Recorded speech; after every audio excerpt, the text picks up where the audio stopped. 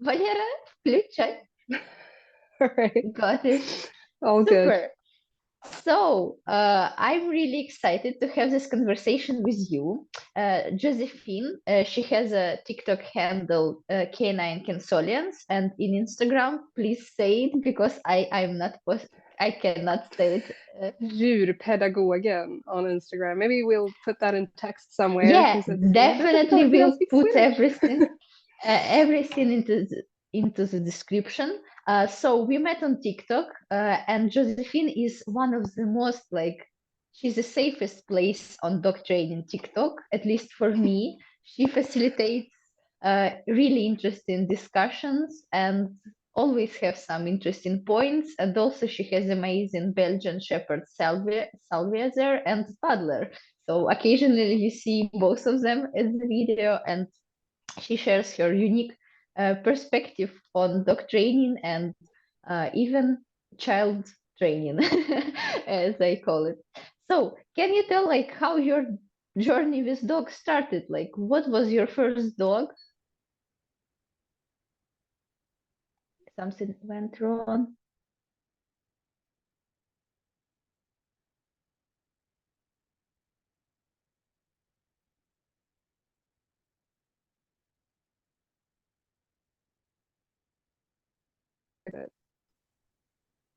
I guess it was my internet connection or something, Okay, or could have been mine. We'll see. But you said something about like being a safe space on TikTok and like yeah, not yeah. feed into the bickering or the fighting, maybe. Definitely, you are not the one, and you are creating like alternative and really safe space and interesting conversations, and you build really nice community of interesting people who follow you and who speak with you. So it's super um, awesome that we have some place like this, because a lot of people talk about creating this space, but not a lot of people can do it. Can you tell Yeah. about how your journey with dogs started? Like, what was your first dog or family dogs? How it all started for you? I remember when we got our first dog. I think I was not very old. I must have been around 4 years old, but um, we were visiting my grandma, and someone who lives like near them, I guess, um, who were not in a like good place in life, and they were Hmm. go needed to go into a home. Hmm. But they had this dog, and she couldn't come with him.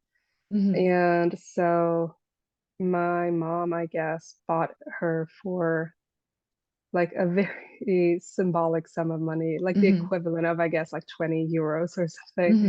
Hmm. Um, and she just came home with us, and then she was our dog. And she was one of those like magical once in a lifetime dogs. She never Hmm. wore a leash. She always listened. Us kids would bring her with us to the playground and would just tell her to stay, and she would stay. Hmm. Like she would just lie down and stay. And it happened one time we forgot her there. It was like, oh my God, we forgot her at the playground and we had to go get her. But she was like, well, they told me to stay. She was just like this. We didn't train her or anything. She's a border collie, German Shepherd, Labrador mix, right? And she was just a Interesting. really, really good dog. Like Awesome. if you think about like a good dog, that would be her. And like people in my family still talk about this dog like Mhm. almost 20 years later. And they still remember her and they talk about like what a good dog she was. So I think yeah, so that's where it started. And then we had another, she sneaked off to the neighbor, and they also had a dog, a male dog of the same mix, ironically. And so she accidentally had puppies, and we kept one of them, and that was my first dog that I started to do some training with as a teenager. I started clicker training. I got a little bit into Mhm. agility and stuff. And she's also a really good dog. So that's kind Awesome. of where it all started. Yeah, and like, what were your first books that you read on dog training, or where you got your knowledge, like first? Ooh. I think that must have been an agility book.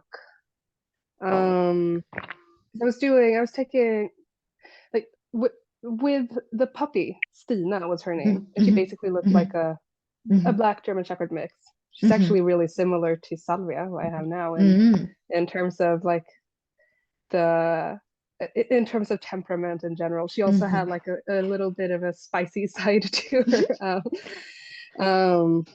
But we were doing agility, and there was a book called Agility Action. I think I might still have it actually. But the first like dog learning experience thing I did was I would come with mom to the dog club and do like puppy classes and obedience class with this dog. And then I started to take classes with her and do agility. So a lot of the knowledge, I guess, is not necessarily book knowledge. It's learning from instructors at the club. And it was really interesting because there's always a different culture at different clubs, but the one that was happened to be local to us, there was a really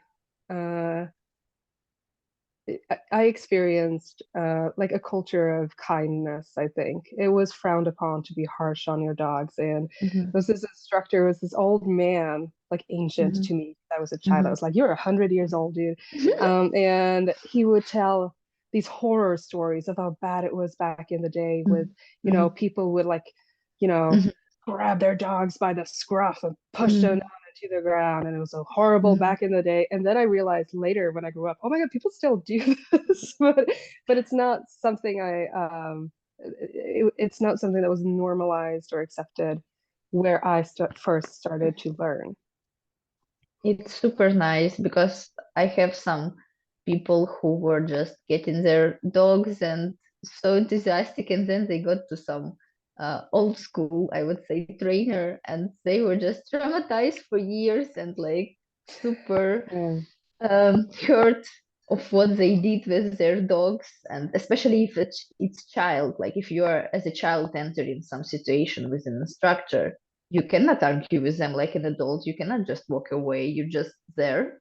So it's super awesome that you have this experience I'm from really the lucky. first time. Yeah, it's like when I won the dog training lottery in terms of getting started on the right foot as a child. Yeah, it's super awesome because it could be, and it is, beginnings are important for puppies, for children, for all people. So it's really nice that it was. Maybe if it was bad experience, you wouldn't be a dog trainer right now because it just would be sad for you. And now you are making a huge difference and also spreading this reasonable reasonable message of kindness, I would say. So it's because I wouldn't say like that your TikTok is just all nice and like toxic positivity, because you are extremely good at speaking your points and disagreeing with people, but in respectable manner. It's not like you just listen stuff that you don't agree with. You just really nice with diplomacy. They call it diplomacy. Yeah, I think this to be able to, because like here's the thing, I don't know anyone on the planet that I agree with about Yes. everything. It would be ridiculous to say, well, I'm not going to talk with you unless we agree on everything, because we're not going to agree on everything, and then I would have no friends, because I have opinions. And I think to be able to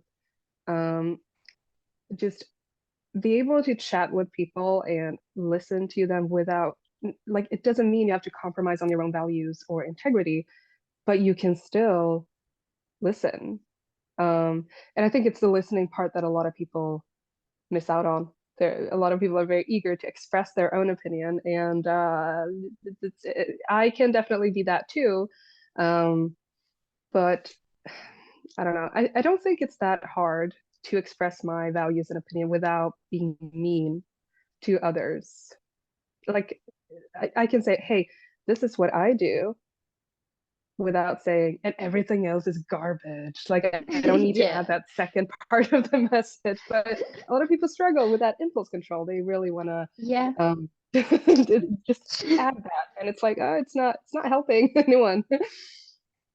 Yeah, when I listen some people, I think it comes from a lot of pain and disagreements that they have in the past, and a Yeah. lot of insecurity. And I think it comes from the bad place when they entered some bad situation, or someone failed them, or their dogs, and that is why they're just uh, so hurt, or were misunderstood for years. For example, like only people that were preaching kindness and, for example, or training in some specific ways, and some people told them this message of like, it's bullshit, it's bad, you're not gonna succeed, and now they succeed, but they still have this pain in them. That is why they're still Yeah. kind of communicate from this insecure hurt point. Still they just really tense and really suspicious of everyone else. And I think that is why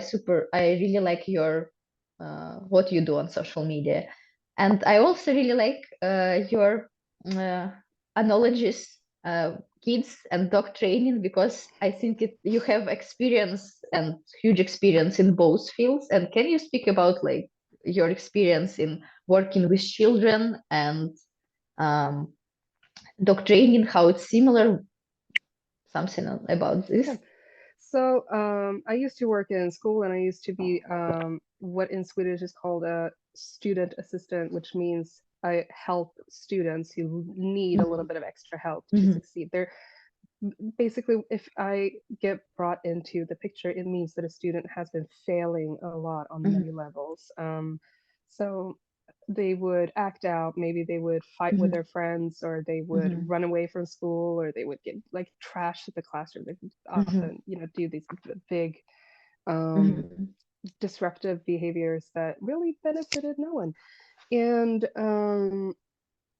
the thing with working, like being able to kind of connect with them, is you have to start, like you can't come in from a place of like, I'm gonna control you, you're gonna do what I'm saying, because they're just gonna buck, they're gonna just kick and scream and never end. It's just not gonna work. mhm, So you have to start with connection and being curious about them and learning about them, and what they like and what they need and why they are not feeling okay in school. Because if a child is like kicking and screaming, and they're uh, making huge scenes, and they're acting out, they're probably not feeling great. Like we can make that base assumption that you're not feeling great when you're in school, and why is that? And then you can kind of start taking it from there. And I think it's really similar with the dogs. When they don't have their needs met, when they don't feel good, they become, you know, just difficult to live with. Um, basically, I don't want to say that the kids were different. Like it's this, they're not giving you a hard time; they're having a hard mhm. time. But they're Yeah, also like these behaviors. Their peers would be scared of them, and it would be really um, damaging for not just the child, but to the people around them too. Like the classmates might be afraid to go to school and things like that. So it was stuff that really um, needed to get under control. But the approach of achieving that control was to mhm. not be controlling, right? You had to have the mindset of meeting the need, and building skills, and building communication, and building structure, and doing this in a way to where um, you didn't compromise with the dignity of the child, so that they could Mhm. still be in their own, like empowering the child to to do better, and for themselves and their friends. It sounds like a challenging work, extremely challenging. Yeah, it was.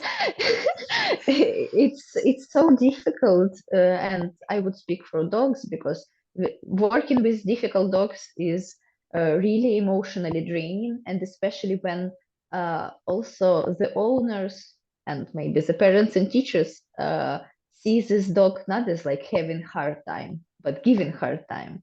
And Yeah. it's really hard to communicate that we need to not enforce something, but find compromise or meet some needs or explain, like give some tools to overcome some problems, not just enforce and overpower. And how this communication was going, as everyone in this school situation, parents, other teachers, were as understanding as you are and working together as a team, how this communication went, because it's You know, this is maybe that's where I learned to navigate the whole, you know, Mhm, don't compromise on your values, but also don't mhm, piss people off too much, because you mhm, have to kind of um uh you have to kind of create, you have to be an ally to the child, but also to the parents and teachers. And it's a difficult landscape to navigate. I had really great colleagues for the most mhm, part, but there were also, you know, there were disagreements. Um, and at the end of the day, um, like I was also not in a position where I could tell a teacher how to teach their mhm, class. Um, so getting, I guess, creative about finding a solution that worked for both. And to be, I don't know, I- to, for me to have like the confidence and the belief in my values and mhm, knowing what I know to be true, mhm, really helped in communicating with other grown-ups who may have, you know, mhm, maybe they take things personally, like maybe mhm, they take they'll talk about defiance or disrespect or mhm, things like that, and they will take things really personally when it's really just a kid who's not, they're just not feeling great for some reason. It's, you mhm. don't have to take it personally. And I honestly, I don't know if I have a good answer for you, but I think a lot of patience is the answer. Yeah. Yeah, and definitely listening. So you would listen to both parties and address their concerns, I guess. Like as I would imagine you doing that, like Yeah. And listening to sometimes it's parent like and the a kid will child. say, I hate you, you fat cow, fuck off. And I would be like, all right, that's great, sweetheart, but you're still gonna put your shoes on before recess. So like it's you gotta pick your battles. But like I wouldn't Yeah, take it personally because yeah, it's not personal. They're just mad. Maybe they don't want to go outside. It's like what do I know? It's not, you know. yeah, But whereas yeah. some other It's teacher would tough. have chosen to take that battle and be like, "Oh, you're not gonna say that to me. Oh, that's so disrespectful," and then just make it worse. Whereas if you could just go, Yeah. "Whatever, I don't care," then like Mm, if you if you give them something to fight against, they will fight. But if you just don't give them that, then there's nothing to fight against, and they just kind of don't. yeah, for me it looks like reinforcing bad behavior, and everyone is Yeah. so, and I had your videos about this, everyone is so worried that we need to show consequence. That is why we will like say that it's not okay and concentrate on this thing. But what we are doing actually, like if we see on reasons why the child was saying it, like he didn't want to do the action and now he doesn't do it. It got Mm-hmm. reinforced. Now he is doing what he wants, express his emotions in not really constructive way and not do what he didn't want it in the first place. So I guess from this behaviorist perspective, you would reinforce the behavior by starting an argument because it was a Yeah. goal from the first place. So I think it's Yeah, interesting. or if maybe it's just habit. Sometimes it's just that there's like it's not that they like picking fights, but they're stuck Hmm. in these Hmm. patterns. And if you can just kind of not not think so much about Hmm. consequences and think more about support. Hmm. And it's like, okay, so how can we get this kid through a day without Hmm. them feeling like crap? Hmm. Um, and you just don't worry so much about what's reinforcing or not. You just like, Hmm. you know. And this is something I feel like dog trainers. um, could learn from like Mhm. child care and Mhm. with kids, because like or parenthood, you know, because I have Mhm. a little kid too, right? He's two and a Mhm. half, my son. And it's like if you have a little baby, you don't expect them to do a bunch of stuff, and you don't try to teach them, because you realize that, you know, it doesn't matter what kind of encouragement or Mhm. reinforcement or punishment or whatever. It Yeah. doesn't matter what I tell them to do. Like if my infant is still not gonna, you know, go ride a bike or put their own socks Yeah. on, you understand that because it's common sense. um, but for puppies, we go in right from the Mhm. start when they're little baby puppies, and we're like impulse control, Yeah. loose leash walking, and we want them to do all of these things. And it's like, okay, but maybe if we were thinking a little bit more about support and just getting through the day without having Yeah. a bunch of fights and like just supporting them rather than teaching them. For most dogs, they just, you know, a lot of the weird stuff that they do as puppies, the biting and whatnot, they just grow out of it, and you can just kind of, you know, worry about like the training stuff later. It's a little Yeah. bit different if you have a sport dog and you have like really specific goals. But if you got yourself like, I don't know, like some puppy, and your goal is to have a companion, and it's a companion breed, and they're doing a bunch of nonsense, silliness as puppies, you can act, it's allowed to just kind of not pick every battle, right? Yeah, but I think for me, I would say for me and my sports Yeah. journey, I think it will come to sport competition someday. So that is why I do like this. But I think it's even more important not to concentrate on some useless fights and don't take any, like you just let it be, because this limit of concentration is so small and you don't Mhm. want to waste it on something uh, like loosely walking and No. perfect walking on the sidewalk, because no, the dog would be tired and they wouldn't do some little bit of healing or even engagement, and this is what is important for you right now, and you wasted all this on what, on sidewalk or what? No, it's not No. something that important, for example, or so I think it's finding balance and choosing battles to succeed. Yeah, definitely. And with little puppies, to like have arguments with them, right? To take the fight and give them something to fight against, Mhm. and to like start some kind of negotiation thing with like impulse. Oh no, you want to go out the door? I'm gonna close it in your face, and we're gonna do this before we go out. And the Yeah, dog is already tired and like frustrated yeah, before you're outside, and it's like just chill out, just go give the dog the treat, go for the walk, let them do the thing, and then do something that yeah, actually like spend the training energy that you have, spend that on something that actually builds a bond and is fun for both of you, instead yeah, of exercise, yeah, like people just exercising and imposing rules and power and yeah. wanting to decide everything, and it's like and control everything. It's like it's not worth it. It's going to come with age and maturity. It's fine.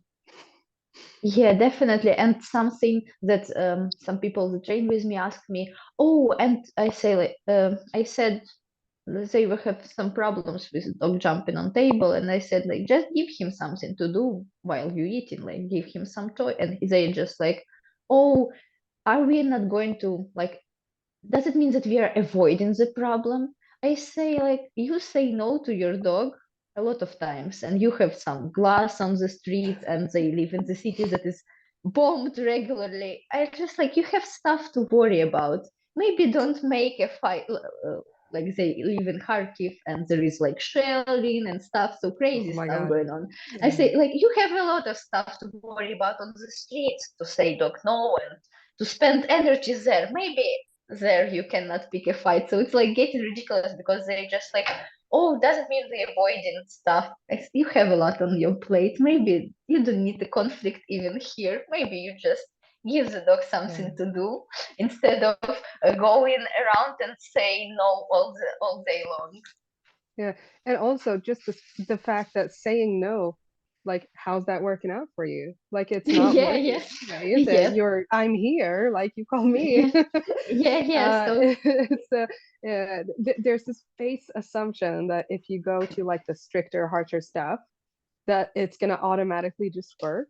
But it's still yeah, a lot of work to yeah, apply and maintain those rules. And it's like, okay, do I want to spend that energy doing that, or do I want to spend it doing something else? And then to just manage the stuff that you don't have the energy to drink. It's fine.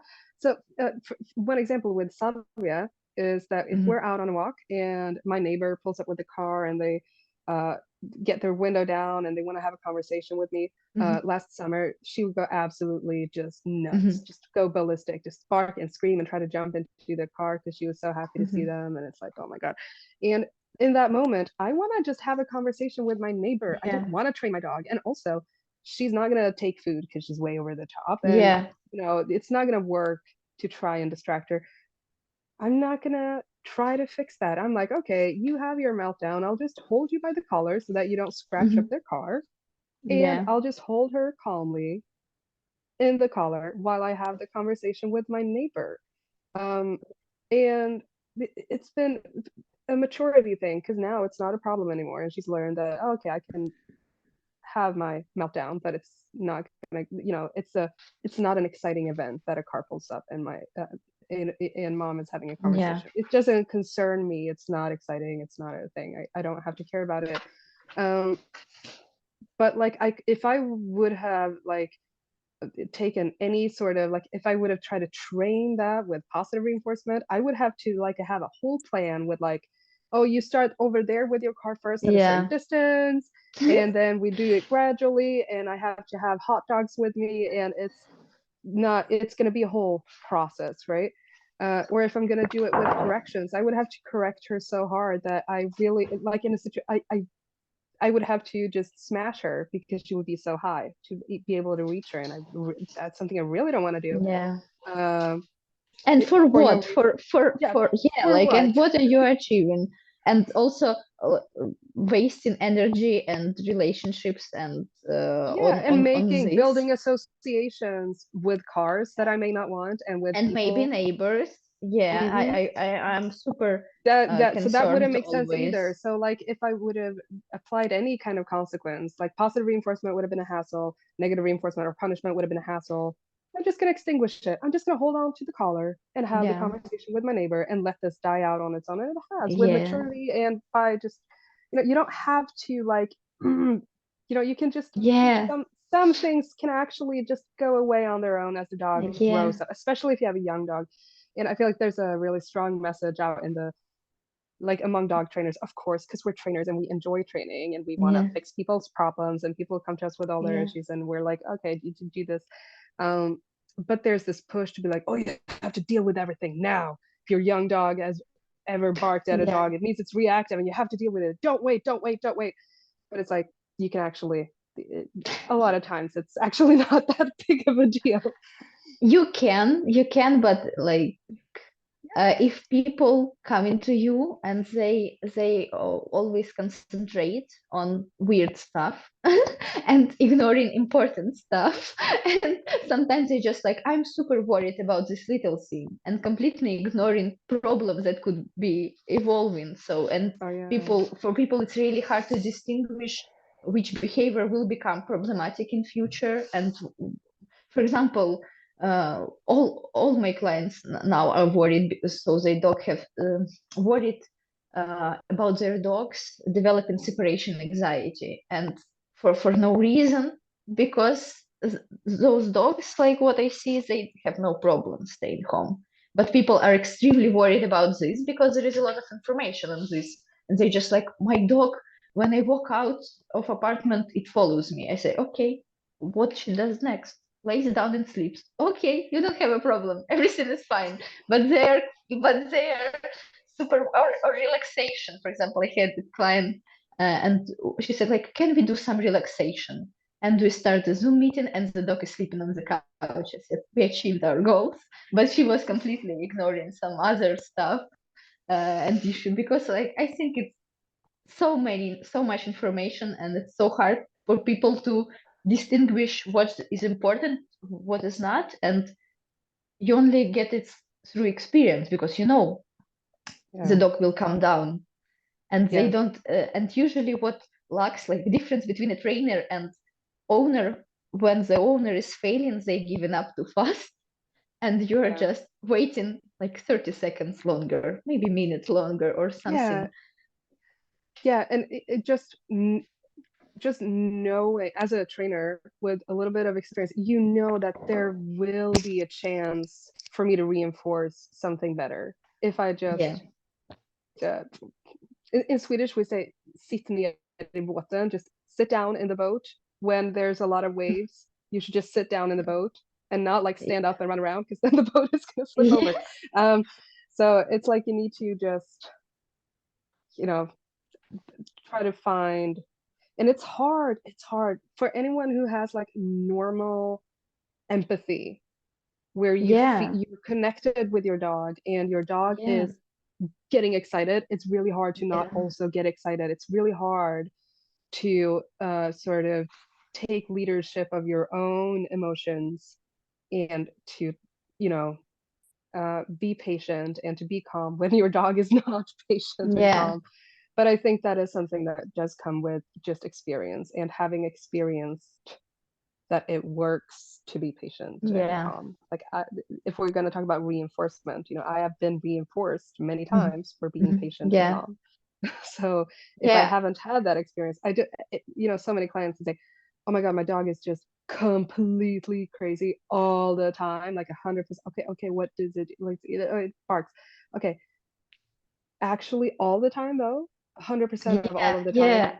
24 hours of the day, or like what are the patterns here? And Yeah. then we can learn that okay, it's not 100% of all the time, all of the all day, or sometimes it is. Sometimes dogs Yeah. do bark for 2 hours for the entire walk, and then we have Yeah. some work to do, but that's not the norm for most dogs. Yeah. um unless it's a German Shepherd. No. Then it's fine, it's normal. No. But Okay. Okay. not quite maybe, but um Yeah. for there's this you get so stuck on the problem that you don't perceive anything else. You don't see your Yeah. dog relaxing because you're so Yeah. focusing on when they're pacing or barking out the Yeah. window. You don't notice that they're when they're not annoying you, right? Yeah. um And how dogs are training us, and not through positive reinforcement. For example, like yeah. the same girls that we wanted relaxation, the dog is reactive to cars. It's border collie, and it's not extremely reactive. It's just sees the car and wants to do her thing with it. And the girl, this puppy is 6 months old. She trains the girl through a lot of pain, like yanking on the leash. And the girl, when she sees a car, she gets an emotional reaction, and it doesn't help, because she needs to be engaged with the dog to keep the dog engaged and stuff. But I explained her, I understand why you feel this way, because she taught you through pain that you better watch out when the car comes. You need to pay Yeah. attention. And the girl just like, car even before the dog. But I completely can empathize with this, because it's how training works. It Yeah, just and it just naturally. because we understand it doesn't mean we're immune to it. We get Yeah. that we right where no one is, no living organism on the planet Earth is immune to classical conditioning. So, Yeah. um, it's definitely not placing blame, and a lot of owners take on a lot of Yeah. blame for that, but they really shouldn't. They're they're as much they're being trained the same way that their dog Yeah. is, you know, learning and training them. And it's hard. It's really it's not a fun place to be if you have like a reactive dog and you Yeah. get sensitized to all these things that you wouldn't be anxious about normally when you have your Yeah. dog with you. Like you feel the tightness in your chest when you see another dog and you're like, oh my God, no. Yeah. It's really stressful. Yeah. Yeah, with my dog Masa, she was scared of completely ridiculous thing, bicycles, like bicycle. Oh like no. this sound that they made, and it just appeared in some part of her life. So I still cannot connect to something why it appeared, but she's generally noise sensitive. And then I just noticed how every time the bike did something, I'm just like, oh, I need to do something about it. And I was trained to the sound as like my dog was. So it's interesting how we should look at ourselves from perspective and try to train Yeah. ourselves, then retrain ourselves and our reactions. Yeah, what I try to do is I focus on the doing. So like the inside of what I'm feeling doesn't have to match the outside of what Yeah, I'm doing.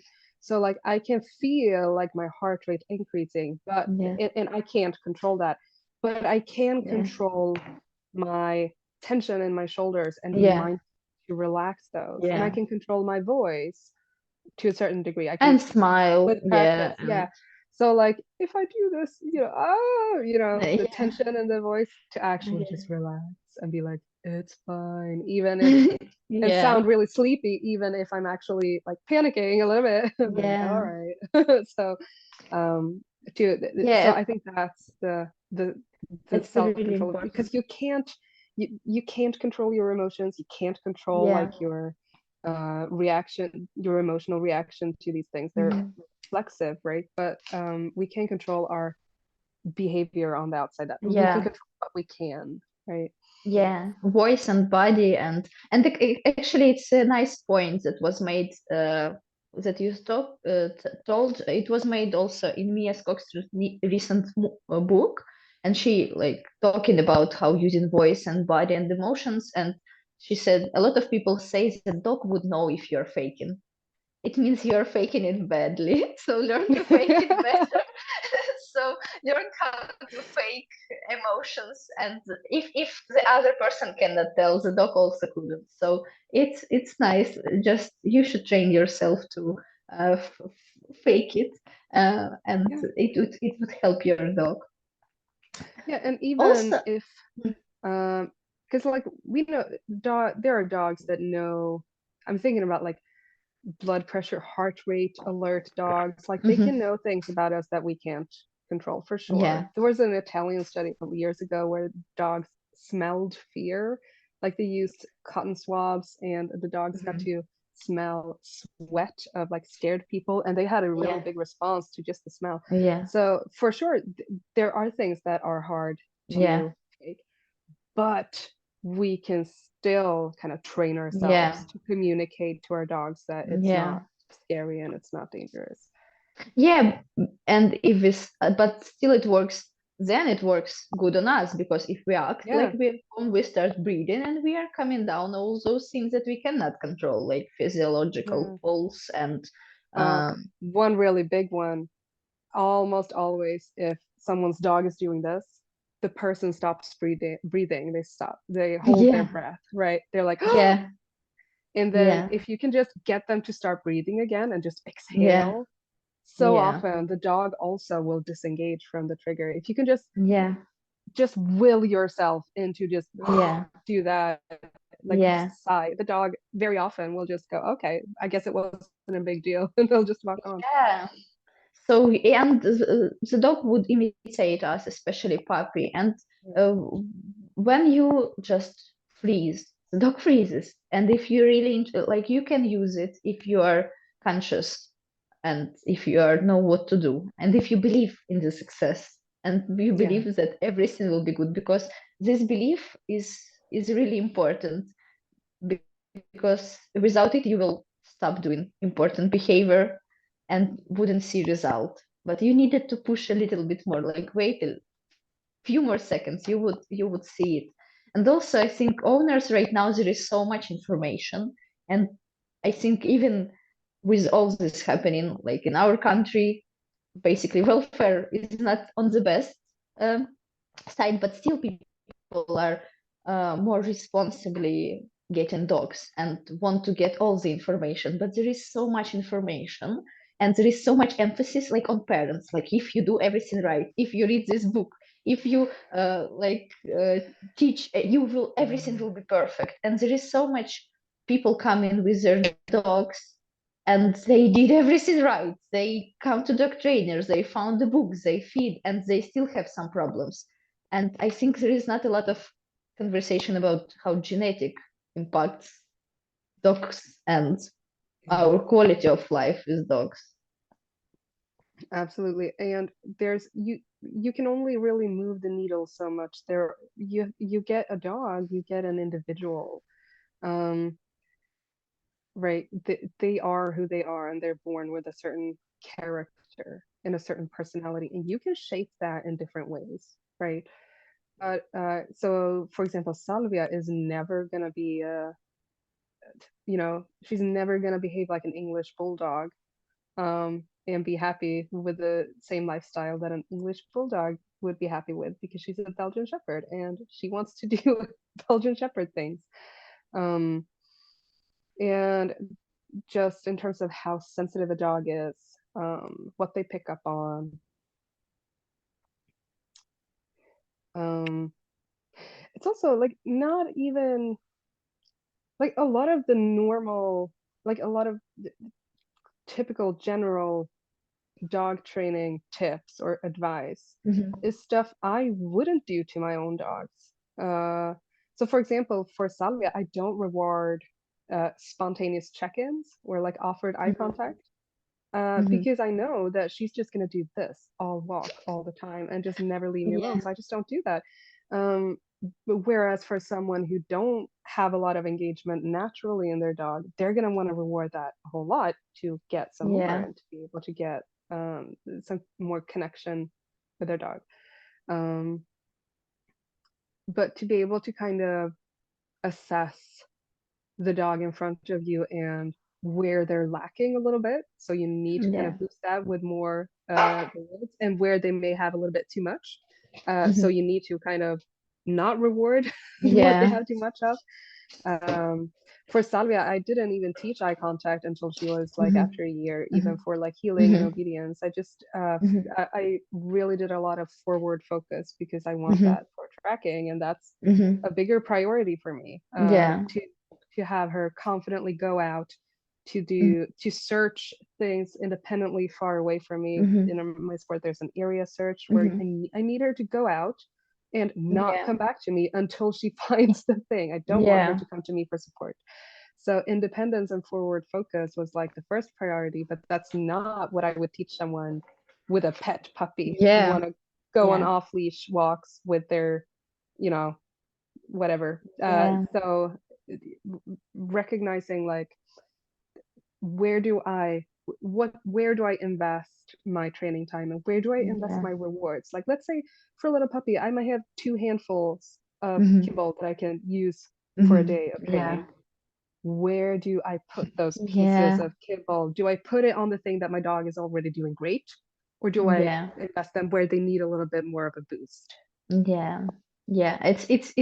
It's also picking battles, because you cannot concentrate on everything at the same time, and it would be miserable for all of all of participants to be anxious and concentrating about everything. So it would be hard, and also different personalities. And for example, Marcia and Rari are completely different dogs, and if Rari is smelling the track, she just cannot be bothered by me. She just like goes and really not rely on myself. But on walks, I trained her to rely on me, because I don't want her to be too independent, looking for some deer or something. But Marcia, for example, she would rely on me really hard, like during training, because I taught her to, because I wouldn't wait long enough for her to be independent.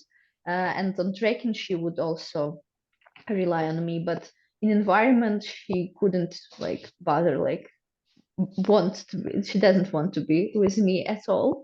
But when something I had the exact same with my last dog, with Casper. I overtrained engagement with me, and then I couldn't get him to go out independently. And it was so incredibly hard. So that's probably, definitely that has impacted my choices for Salvia. Like just naturally talented at tracking. She would have done it either way, but yeah, I'm happy with Yeah, how she's coming along with both obedience and tracking. And yeah, the thing is that even though I didn't teach, engagement and eye contact with me, I mean, mhm, I taught engagement, of course, with play and stuff, yeah, but but like formal eye yeah, contact, even though I didn't teach it, she offers eye contact all the time because she can yeah, initiate other things. So like if she wants to yeah, play with me, just stare into yeah, my soul. I'm like, why yeah. would I need to teach this anymore than she's already taught herself? I think I think with Belgian it's like the hardest thing to make them go potty instead of trying to play Yeah. with you. You just need to chase away this dog. Just go do your stuff. And give me some Yeah. privacy. I just want to like just you need to go. You need to pee. Then we play. Then we train. No, Yeah. just intense prolonged eye contact, and they're just intense.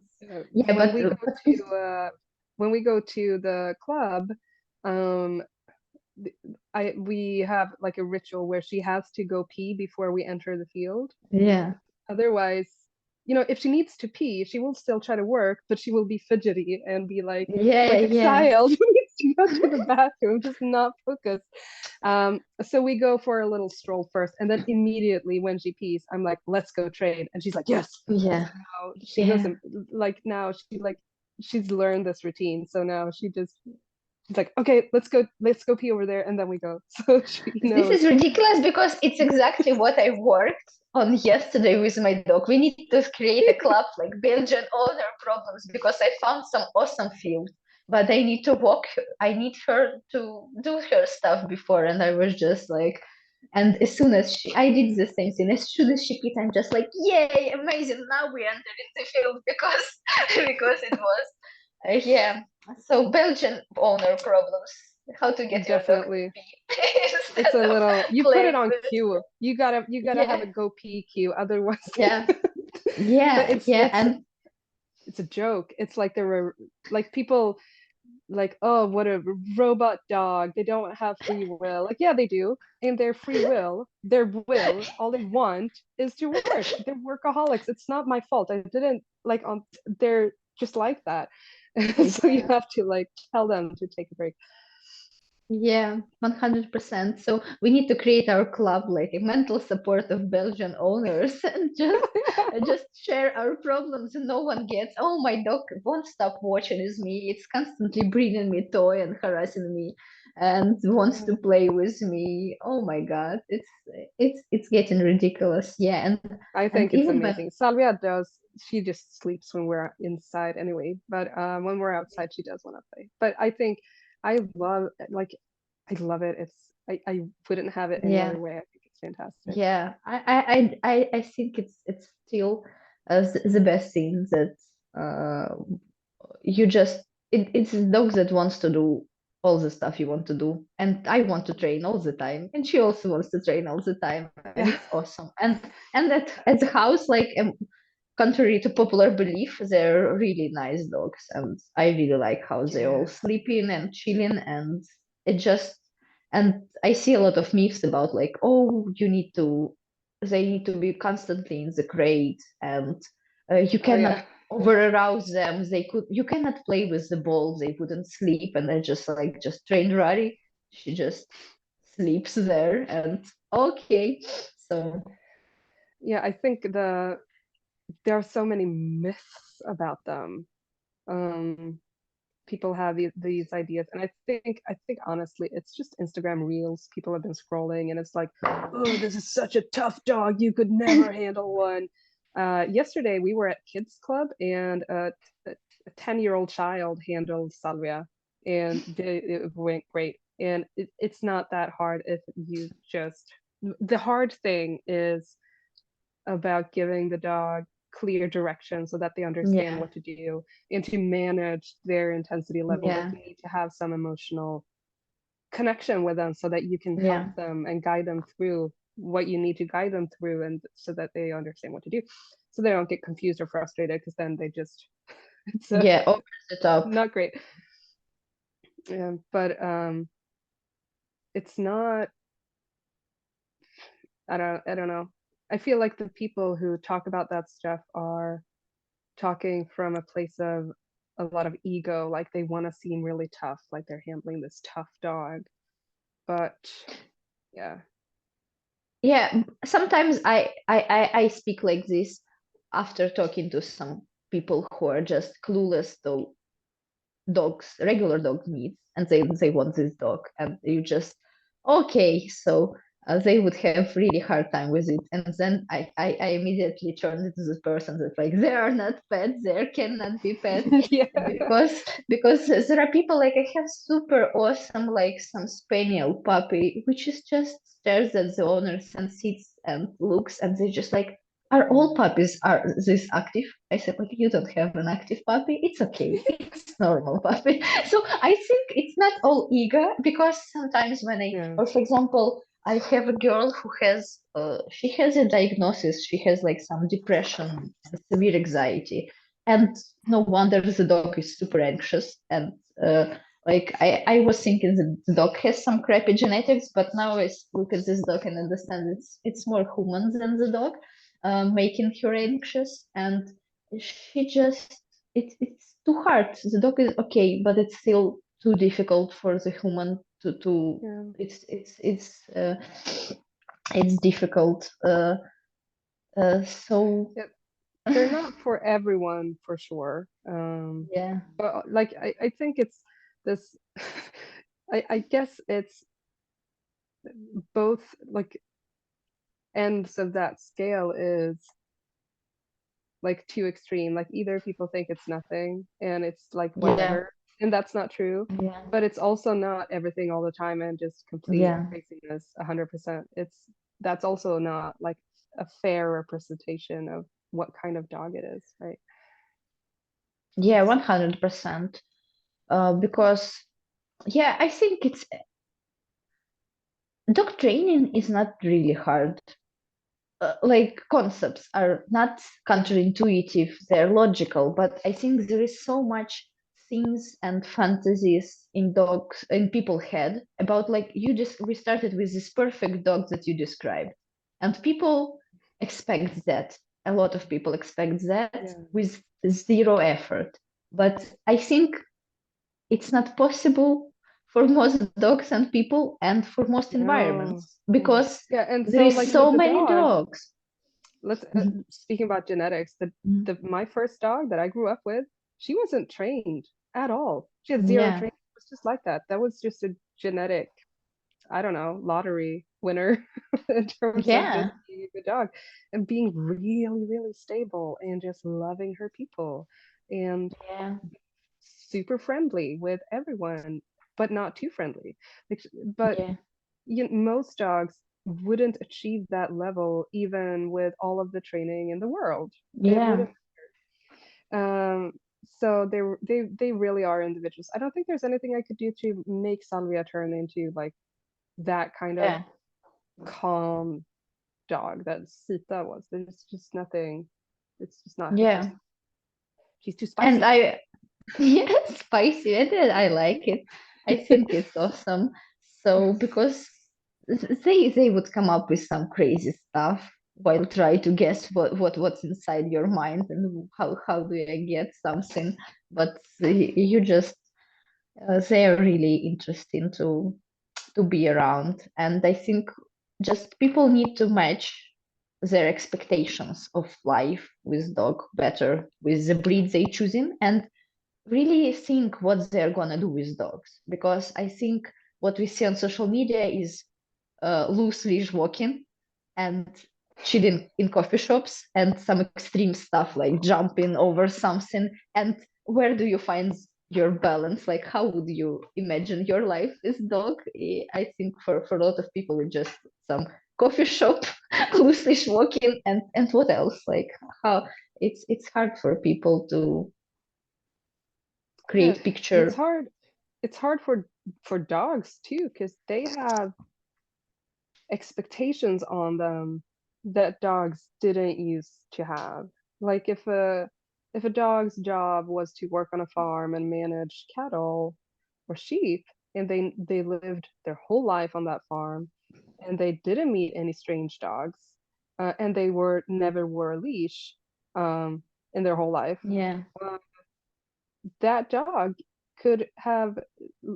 might live their whole life without having any issues whatsoever, Yeah. and just chill out, and everything was fine, and no one thought that this was a problem dog. But that same dog, um, in an environment where they're expected to wear a leash and they're expected to like meet other dogs or walk past other dogs, and there's bikes and stuff that this dog is not genetically, preparing Yeah. up for, and um, knowing what those things are. Um, it's a different set of expectations that might not match the dog, even Yeah. if they're very normal expectations to have. A lot of people have border collies in the city, and they're all Yeah. right. It's fine. But yeah, it's we have and also the thing of like dogs, this expectation that they should be good with kids, and they should be Yeah. patient and tolerant and just deal with everything that kids do, and it should be fine. That's also not something like back in the day that was not the expectation, but I think Yeah. enough viral videos have kind of made that the expectation.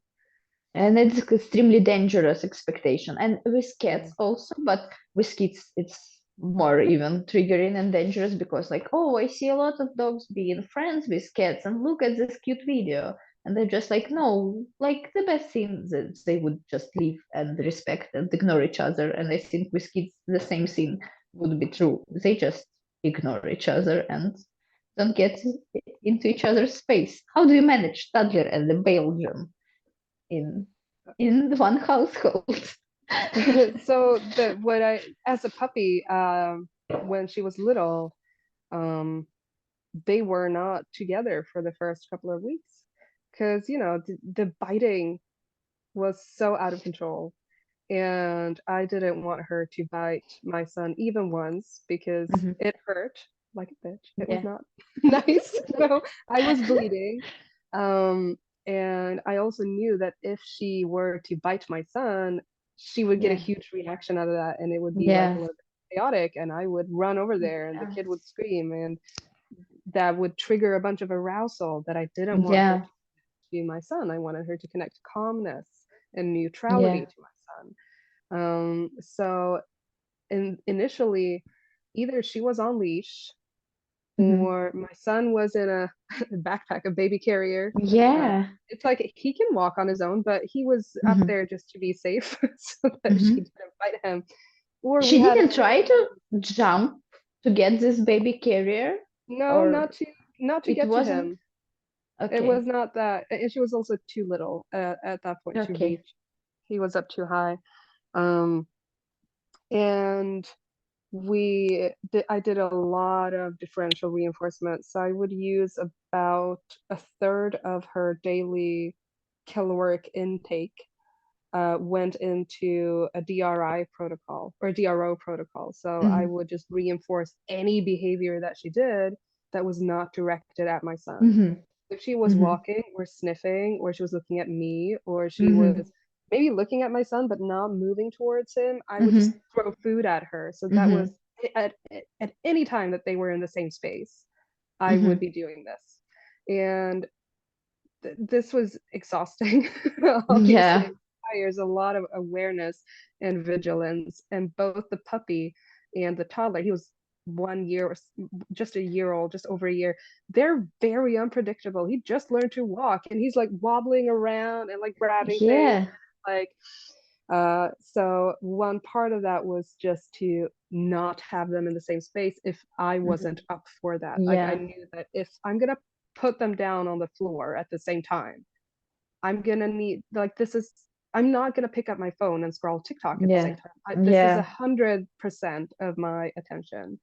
And we started with like 1 minute at a time and then Mhm. gradually increasing. But like the Mhm. amount of management that went into that is not something that most Yeah. people would be willing to do. Yeah. But it worked really well, and like because it was so intense in the beginning, Mhm. and so like really really micromanaged them in the beginning.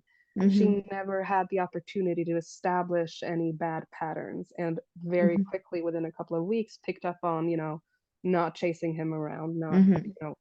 biting Mhm. him and stuff. So Very intense, but also reasonably fast, I think. Yeah. But how you manage a toddler? Like to just You easily don't. you don't. He's like, no, but he's naturally really he doesn't go up to dogs, and like he's always been around dogs, Mhm, right? And mhm, he's never been encouraged or allowed to go up mhm, to them and grab them, mhm, and it's just not something he would think to do. I think a lot of this mhm, stuff, like mhm, they have to come up with it somehow, right? You see mhm. little kids like riding on dogs' backs and things, Yeah. and it's not, I don't know. He knows, I think, that like you don't mess with them, you just kind of leave them alone. But Yeah. I have a video of Salvia from last summer. I guess she would have been around 4 or 5 months old, and it was one of those moments where Mhm, we're like practicing being mhm, not an mhm, asshole to each other, just practicing being neutral. mhm. But Salvia ran up to my son with a toy in her mouth, and I was like, all right, she has a toy in her mouth, so she's probably not gonna bite him, so I'm Mhm. gonna let this play out. And she's like shoving the toy into like his face, Yeah. and he's like, what are you doing? I'm busy. And he just kind of does this, and she's like, come on, don't you want to play with me? He just did a really great job extinguishing that, Yeah. because he just didn't care. He was busy with his own stuff. He Yeah. didn't care about a puppy. Like I don't, like if a puppy comes up to me with a toy, I'm Yeah. like, let's go. But Yeah. Yeah. he was just busy doing his thing, and Yeah. it wasn't such a no it also wasn't such a novelty. We never made it into a big deal, like, oh, we're gonna get a puppy and we're gonna hug the puppy. We Yeah. just never did all of that with him. Um, and so I don't know. He just thought she was a little bit Mhm. annoying, I think. And Yeah. if But she also gave up, his way of yeah. dealing with it wasn't just like oh pushing her away, for example, which Oh made no. would made her super excited, like, oh yeah, you pushed me. This is awesome. I would do it all day. It would be so awesome for her. But he just deal with it Yeah, I can send you the video later because like a pro. it's pretty cute. Right? Yeah, but he's also a naturally, he has the English bulldog temperament, the very Yeah. mellow couch potato kind of. Yeah. He doesn't get riled up for no reason. Yeah, I think a because too lot of many kids, noise energy yeah, would I think be a lot of kids would be scared if a dog just ran up to them and started pushing them yeah. around, but he would just be like, yeah, okay, I guess. Okay. Yeah. You do It's you. nice. It's nice. Yeah. I like his It's vibe. helpful. Eh? It's helpful to have that kind of child, because if he were a kid that would get spooked, Yeah. that It would getting be them to super hard. coexist would have been a lot harder. Yeah. Yeah. Yeah, it's interesting. It's interesting how to manage this, but it's nice. You just get lucky. Yeah, It's just just luck. yeah. But sometimes, I would be training with Salvia, um, and we might be in the middle of a really intense game of tug, and Mhm. then my son will come and just shove himself in between us Mhm. and just like, Mhm. oh, pick me up. And Salvia, like that, it's like a kill switch for her Mhm. playfulness, because I established that calmness from the start. And it makes her really safe to be around, like for Yeah. my son. Like she can be mid, like, like going crazy, but then as Yeah. soon as he's near, she just kind of backs off a little bit and goes, okay, I'm gonna have to Yeah. wait for my turn to play Yeah. again. Yeah, it's just luck, not all those hours of micromanaging with Oh every my god. day, watching every step, reinforcing every move, not in the Every direction. little twitch of the ear Which that she of did the as a year, puppy, I was yeah. like, food. Right? Yeah, yeah, it's just luck. It's just luck. It's really Definitely hard just to, luck. I just got lucky to get a really calm puppy. yeah, you definitely have a calm puppy with Yeah. no drive, as some commenters Yeah. say, but at the Yeah. same time extremely reactive.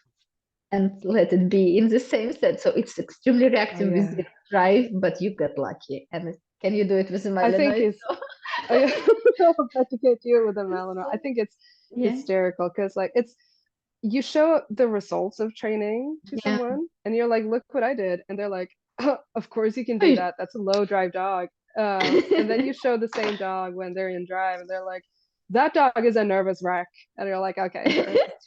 yeah, yeah. Okay, It's okay. nature of social media. Everyone is just so Yeah. lucky, and everything is super.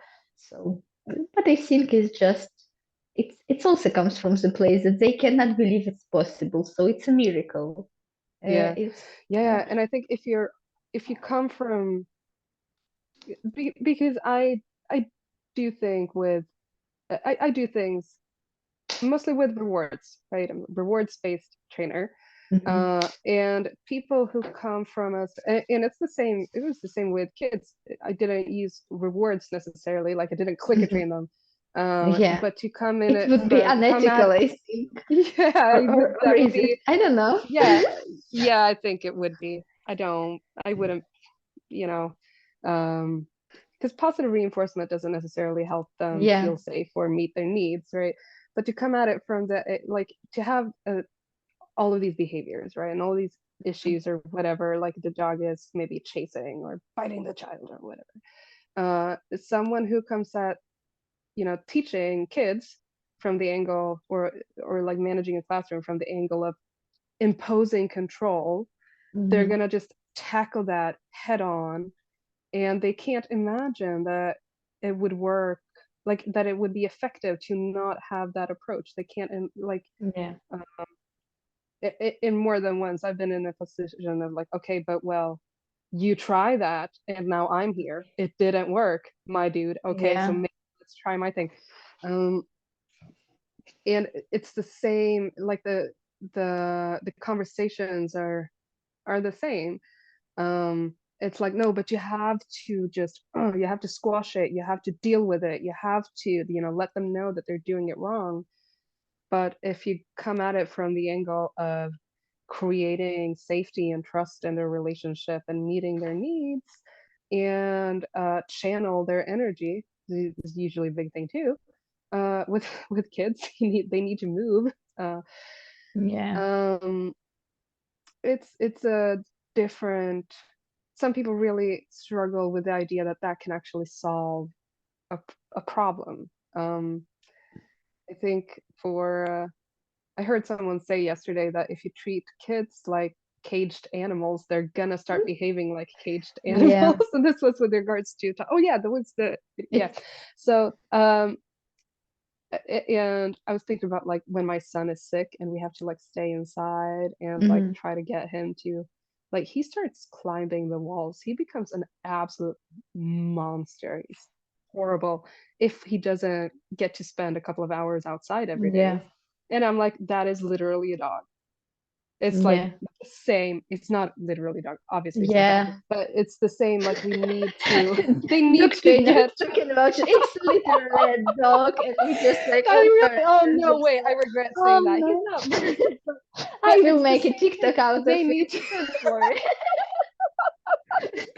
But like they need to go outside, they need to move their bodies, they need to Yeah. experience things with their senses, and they need to see things and touch things and smell things and hear And things. also, I think in the environment when you don't constantly micromanage them, just Yeah. place where they can be. Because I think if you walk at some child dog park and you constantly need to say, don't take this, don't do this, don't jump there, it's like just would be counter. It's like you need a decompression walk after it because it would be so hard for them just to get in all this attention Yeah. from you. And it's just like, oh my God. Yeah, definitely to have like and it's the same like puppy, uh, you know, having a fenced in yard Yeah. for a dog versus like a fenced in playground for a kid. My son is the kind Yeah. of kid that will run away. We were doing he has no recall, that child. He just takes off, just runs. Right? Haven't been able to. train him to the whistle. No. um, Okay. but we were at, he comes with me to the dog club all the time. Mhm. And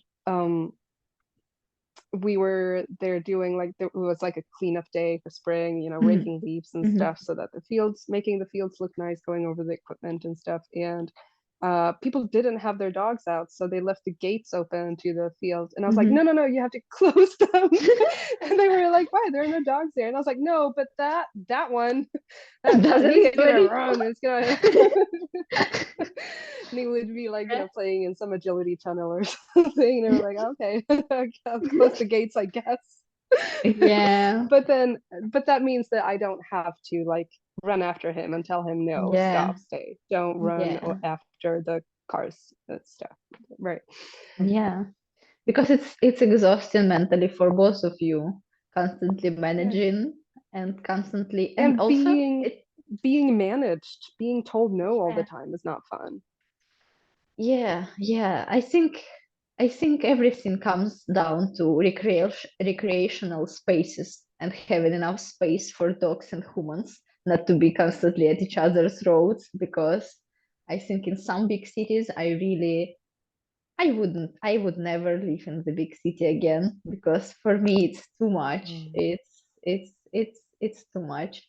Um but there are some benefits, but no. No, just just and like from what I'm saw, being in Czech Republic and like even Poland, they have so much more just space to be humans and dogs, and just grass that you can step on and just play Mm. football or train your dog or do whatever. And for example, in my city we have like 3 parks, and they're huge, they're big, but all people, like million city, come to this, and obviously everyone hates each other. People with children hates people with dogs, people with dogs hate. Everyone is just, don't walk on this grass, or don't touch this, don't Oh, do this. And I'm just like, no, and off leash dogs and stuff, it's crazy. And I think everything is just comes down that it's too many people at this one yeah, place that people should rest. So yeah, I definitely agree. I space think is. I don't do well in crowded areas either. Yeah. I lived in an apartment for 6 months of my life, and I it was not for me. Um, and I definitely prefer like the living in the country.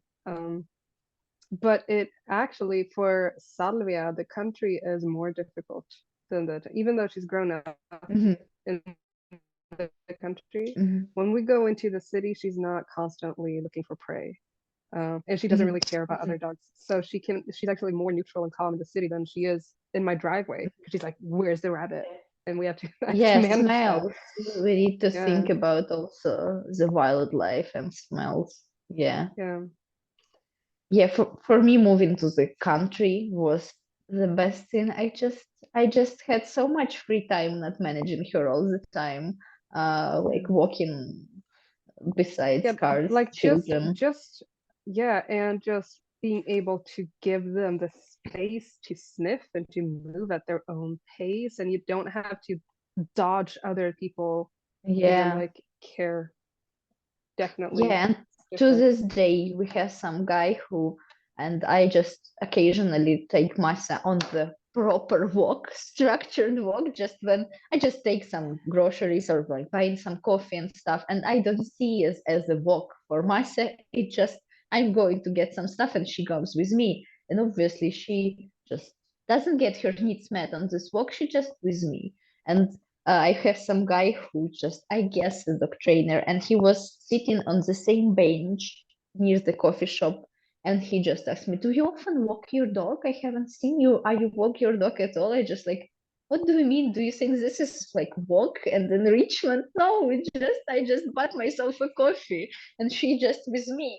So people doesn't bother me, but you bothered me. Mm, So and then like I was mean bitch to this guy because I don't see it as reinforcing walk. I get you can mm, do it as a part of your routine, okay, but and then the next day I see him on the same bench with his dog, and then the next day I'm just like, I don't like this. I don't think it's really reinforcing walk for your dog just to sit near the coffee shop all day I mean, long. some dogs I think like people watching.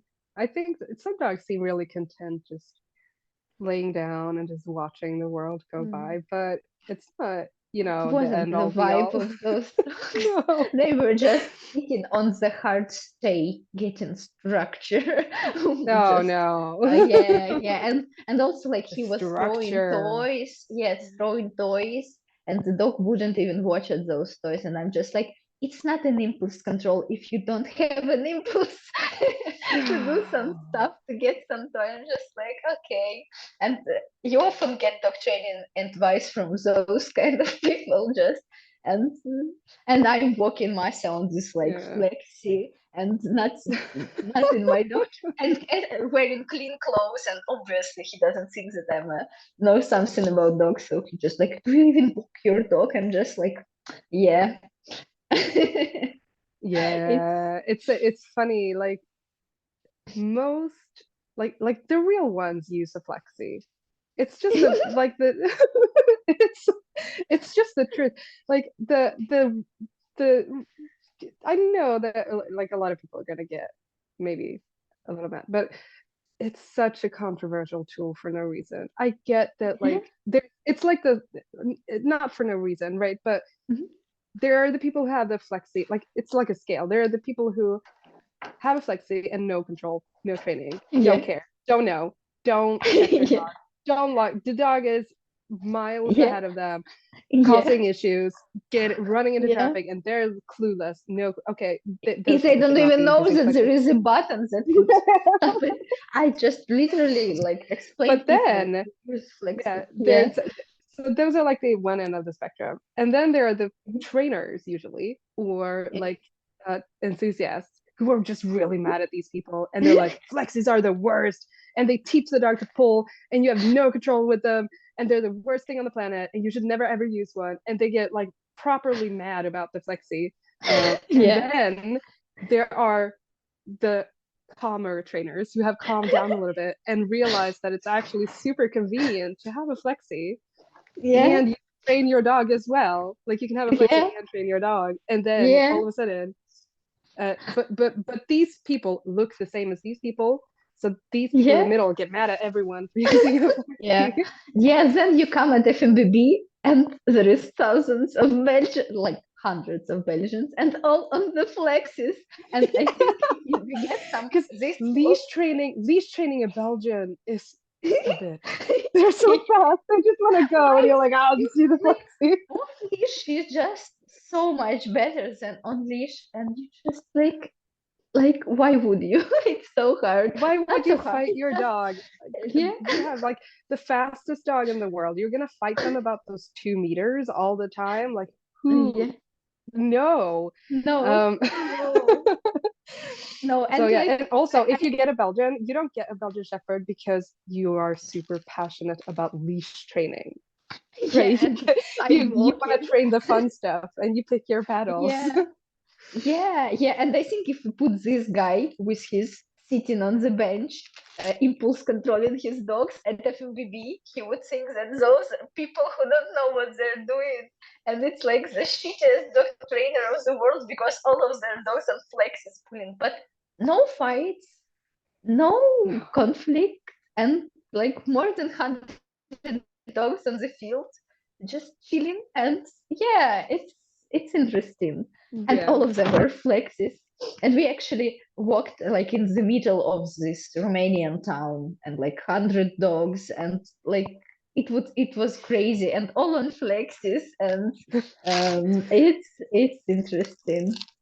Yeah, it's definitely like you should also you shouldn't like you should also train your dog, but it's not the flexi is not the villain in this. Yeah, yeah, yeah, but It's like this lack like of control that's the villain. Yeah. yes, people instantly put you in category. If you see some people who have opinions, put you in category. Oh, this person needs my help because it has a flexi, and my flexi is also just like, oh, like teeth of Rari on this, so this chewed up flexi, beaten up by life, and I just like walking with this thing. So I clearly need help of some experienced person to yeah, to do this. Yeah, it's always fun when you get advice, like where you get critique from someone you wouldn't take advice from. You like look at them and their dog, and you're like, I think I'm happy with where I'm at Yeah, actually. Like a lot of people, especially last summer when Salvia was still a little bit crazy. She's a little mhm, wackadoodle. She's running around barking and yeah, being young. yeah, Um, and people would tell me how to deal with it, and I was like, I am dealing with it, and it's gonna work out, and I'm not worried about it. yeah, I don't think this is a problem. Um, yeah, why do you come here? Why are you coming in here and making it a problem? If I don't think yeah, it's a problem, if she doesn't think it's a problem, that she's jumping on me during play, for yeah. example. Like Oh, it's it's like, another thing. why? It's like a flex, like how to stop your dog jumping from you. What do you mean stop? We Yeah, need to we love reinforce it, the right? If it makes behavior. her happy and it makes me happy, why are you worried, stranger Yeah, in the park? Like why does it matter? Um, and I think it's again just one of those things that people are so afraid of losing control of their yeah, dogs, and it's like if you just like yeah, you do need to have some control over it, but if you have some yeah, control over it, it's fine.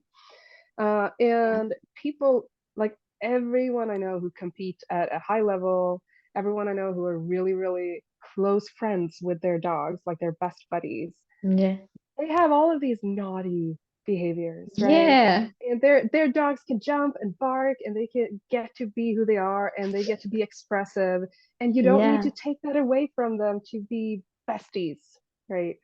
Yeah, I think it comes from fear and this thing that if I let you get away with this thing, then what?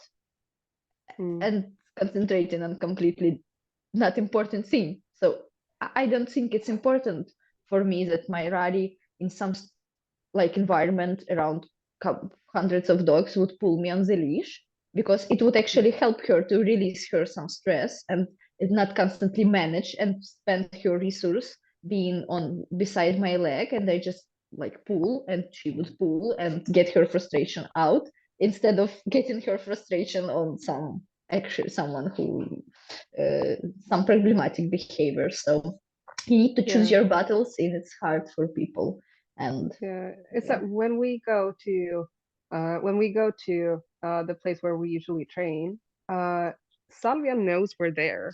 She knows. She mhm, anticipates. She knows where we're yeah, going. I packed the car. She's known for a while. And when I stop the car and I get out of the car and I start talking to my friends, she starts mhm, barking. Not yeah, excessively, but she'll make some noise. And mhm, it's like, so what? Like yeah, I have some clients who are really, really concerned about that stuff. I would be annoyed if she screamed all the way yeah, there, but if it's like yeah, in those few minutes where the car is like I'm not gonna pick that battle because if I wanted to stop that noise from happening, if I wanted to yeah, extinguish that, I would have to go to the club like 10 times a day and just have her in the yeah, car and not take her out. yeah, And then I would yeah, have to also maintain that pattern to reduce the yeah, anticipation every day for her to unlearn that excitement. And it's just yeah, not worth it when I can just take her out of yeah, the car and she's happy and she does well, right? So it's yeah, there are times when I don't want her to do a lot of noise and anticipate a bunch, but that's one where I yeah, just don't care. She's excited about being there. She's happy about being there and she expresses yeah, that emotion. But some people would call that, like they want to pathologize it and say it's a yeah, problem that needs fixing. yeah, yeah. But I think, and the same with like pulling. If your dog pulls you Yeah. on the training field and you are not falling, I think it's a nice thing. You can Yeah. like you can see that the dog wants to be there and it's excited to Yeah. be there. And pulling, I guess it's one of the indication and one of the metrics that your dog yeah actually really wants to be there. So obviously you need to be able to walk and not fall because it Yeah. would be problematic. Yeah, but if you don't fight over some slight tension on the leash, obviously when you need control, you will get it, and you train. So choose Yeah, your battles, I guess. It's yeah. really I think important. it's also just a trainer thing that we actually like. I really like dogs. And I like dogs when they're being dogs. I like dogs when Yeah, they're being a little naughty. I don't yeah, want dogs that like I like the yeah. little craziness and the I like the liveliness and the excitement. Like imagine being Obviously, that you have a happy. Belgian. Like yeah, but like imagine like if I had an ounce of that joy for life, if someone gave Yeah, me a Kong and I lost my shit and just said, "Oh my God, this is the best day." I don't get that excited about nearly anything. But she gets to yeah, be that excited every day, several times a day. Oh my God, this yeah, is the best thing. Why would you not just embrace that? I don't understand. yeah. Yeah, this is why I don't really like if I have a choice, do structured walk. Sometimes I need to go out in the city so she actually sees dogs and cars, and I can Yeah, reinforce some good behaviors, and this position near my leg and walk and get a coffee, because sometimes maybe I will need this like at the gas station when I'm traveling and stuff. But I don't want to do this so much, like, because I have a choices: go to the mountains and let her be dog and be free, oh. or go to this coffee shop near this guy who would and like her, like, and also the body language would be uh, she wouldn't feel like free, and she would feel like little bit tense because she's just so hard controlling her own feelings Yeah, not to jump, and I cannot force her with play really good because there is surfaces that are dangerous, like I don't want yeah. her to jump and get hurt, and I'm just like, okay. So I do it. I don't like it. She doesn't like it. So we need to go get me a coffee just so I know that we are able to do it. But then we will go and enjoy our lives in the mountains when there I'm is the no same. one. I will, a lot of the exposure that Salvia has gotten as a puppy, I didn't even go for walks with her. I would just take her with me when I went into town and I would do some grocery shopping or whatever. And then I would just take her out in the parking lot for like 5 minutes Yeah, and then put her back in the car and we would go home. yeah, Like not even really go for a yeah, walk. Just look at some yeah, people. Oh, look over there. There's a car. That's a person. That's a bike. That's a dog. Okay, yeah, let's go. It's like just to have a lot of neutral experiences where she didn't get like overtired. yeah, But like it's not my favorite. Like it's not that's not why I got a dog to do those things. yeah, And I also think like when it comes to loose leash walking, if you have a dog that's naturally moving at a comfortable pace, that's one thing. But if you have a dog that's naturally speedy, naturally yeah, fast, um, the amount of like they have to compromise so much to yeah, walk at our speed. They have to compromise on their natural gait. A lot of mhm, dogs, they start pacing instead of, yeah, moving naturally. They have to compromise on, like, they have to constantly inhibit their desire to go sniff stuff and yeah, and explore. they And it's just constantly this, they manage have to, themselves. yeah, and they Yeah, have to, yeah, and it's not relaxing.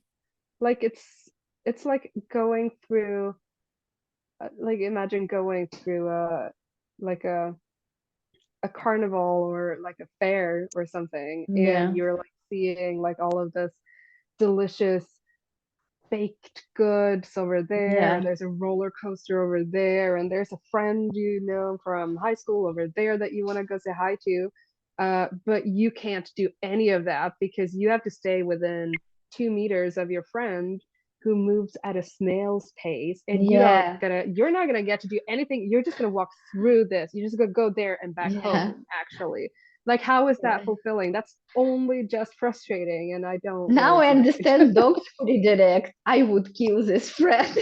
I would just go in their throat and just like no. And like I mean, I used to run before I got running. Now I get back into running because get some energy. Yeah. Finally, after 2 years, I have some time for myself. So and I usually like I run and I don't really fast. I'm not a fast runner, but still like at the end of some 10K or something, I would usually run with my friend. and I was with her like all the time. But when I see finish line, I'm just like, bye.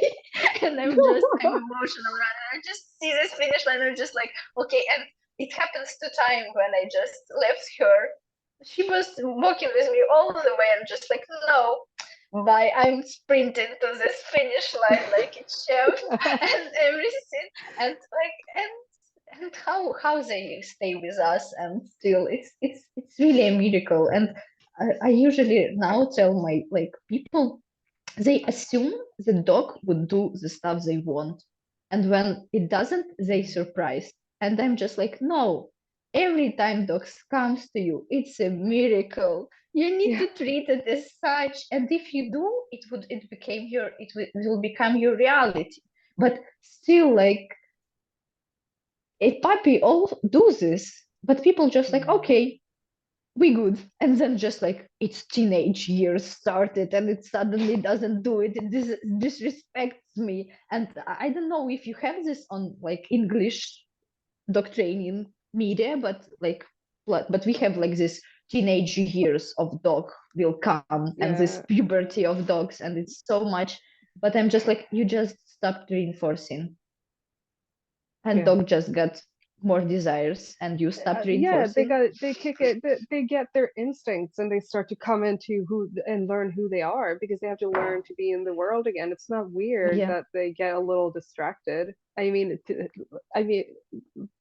obviously, like if they all of a sudden get a bunch of instincts that drives them to do a bunch of stuff, and you haven't trained them with that instinct as part of the picture yet, because they yeah, didn't have that instinct, you're gonna have to retrain a lot of yeah, things. But it's easier if you have the foundation. If you don't have the yeah. foundation, then you're gonna have some problems. Um, At least you have and expectation, so yeah, that you need to do it. yeah, and also like it's a different, like in Swedish people say slingelålder, which means like a Mhm, slingel is like a diligent, it's a mhm. or like like a young, almost like a criminal, like a bad person, like a vandal basically, right? Yeah, And they reach this vandal age.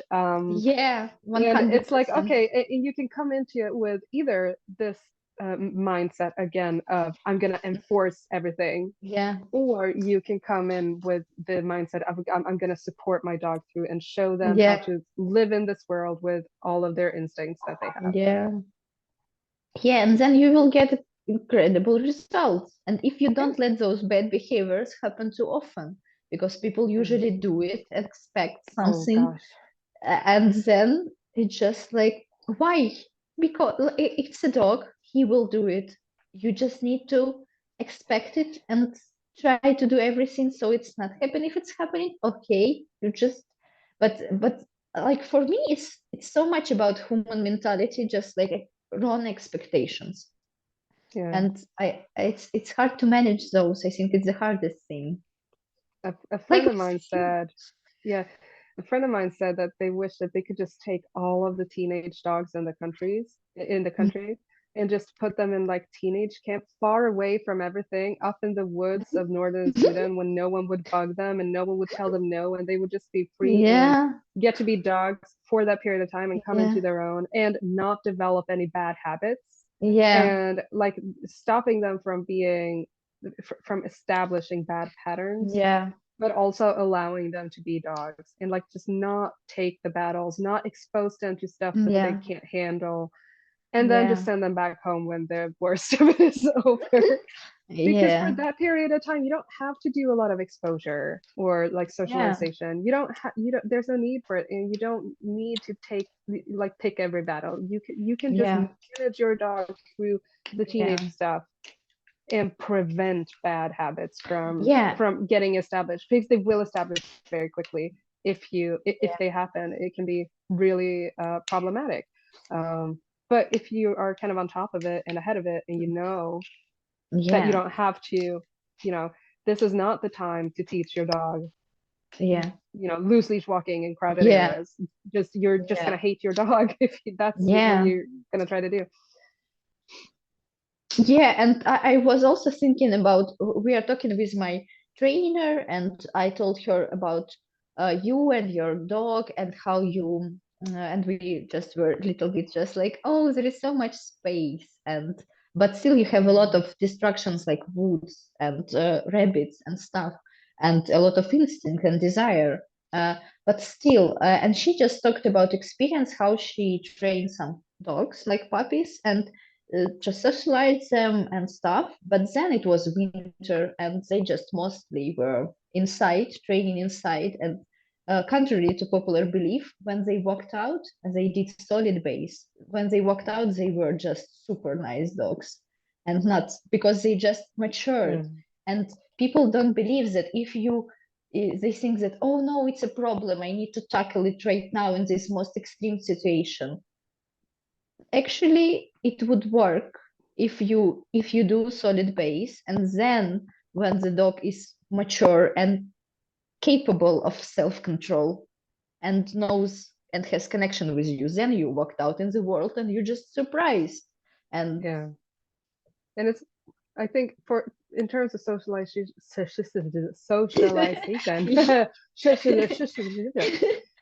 it has been made out to be like the most important thing. Like, it is yeah, important. People like puppies need to be exposed to things. yeah, They do, but a lot of people, I feel,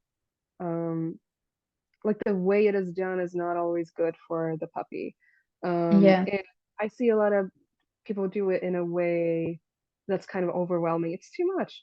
The puppy isn't ready to, like, it's too much for the puppy to process. They get overtired and overwhelmed, mhm, spooked, and like, it's fine for a puppy to get spooked. It's okay for a yeah, dog to be afraid yeah, sometimes. It is healthy and normal and sound for a dog to be afraid sometimes. yeah, You and I have the kind of dog that just has that bred out of them. Like, Belgian yeah, but Shepherds, they are so prone to injuries as a result, yeah, right? So it's normal and sound and healthy, but every time the puppy is scared, it's like, oh no, this puppy must overcome their fear. yeah, Have to go yeah, up like, to the trash can, like, oh, the dog got scared of the yeah, trash can, and now they have to overcome their fear and go up to the trash. It's like, no, it's okay for the dog to get spooked. They yeah, can just grow, like, you could just walk on. You don't have to make a big deal out of every single thing yeah, that happens, especially if they're yeah, tired and overwhelmed. yeah, It's not a yeah, good time to overcome your, and like, to accept that a dog has a full range of emotion, yeah, and fear is a normal, healthy, sound part yeah, of that range. It's fine for a dog to get yeah, spooked sometimes, as long as it's yeah, not majorly impacting their yeah, welfare in daily life. If they're always yeah, anxious, that's a problem. Like, yeah, if something happens and the dog goes, oh, yeah, that's actually not yeah. a terrible thing. Yeah, and the owner is just like, look, it's scared, and Jeb is just like, yeah, it was for a second, and now you are acting. Just walk Yeah. along, everything is fine. And like, Salvia had a she had a thing last fall where she was scared of mushrooms. Like, there would be mushrooms on the trail in the woods, and she would be like, oh, like growling and sneaking up on them with her hackles raised, just ridiculous. And she would try to approach them I and know, jump so back and be like, like, oh my god. And I'm like, you're being ridiculous, right? And it happened, and it was for 2 days, and then she was done being afraid of mushrooms, and I did absolutely yeah, nothing about it. I didn't go in and try to yeah, counter condition mushrooms. I yeah, just, like, it's fine. She was just okay, allowed to express that pattern yeah, and to yeah, get over it on her terms and to be off leash, yeah, and I just tried to not interfere, and she just, yeah. got over it. Figure it out that those aliens are not okay, here Yeah, together. So good, good. it's And so silly. yeah, and I have a girl. She has a golden retriever, and she's just noise sensitive. But we live in Ukraine, and we are just walking, and I see her just.